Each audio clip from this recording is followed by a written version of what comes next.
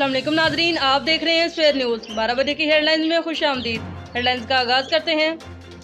School, college, यूनिवर्सिटियां कब खुलेंगी? इस इम्तहानात कब लिए जाएंगे? इस बात का फैसला आज शफकत महमूद करेंगे।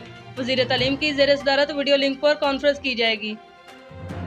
मनी लॉन्ड्रिंग केस में शहबाज शरीफ और हमजा शहबाज आज अदालत में पेश हुए, जबकि वकील की गैर हाजिरी के सबब ये समाअत 7 जनवरी तक मुलतवी कर दी गई।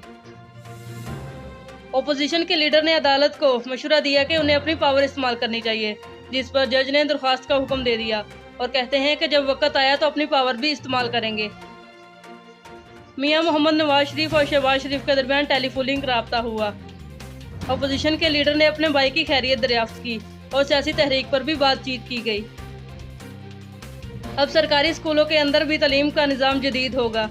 बच्चे रंगों पर पढ़ेंगे। पहले मरहले के अंदर 2.25 करोड़ की किताबें मंगवाई जाएंगी, जो कि बच्चों के अंदर मुफ्त तकसीम की जाएंगी।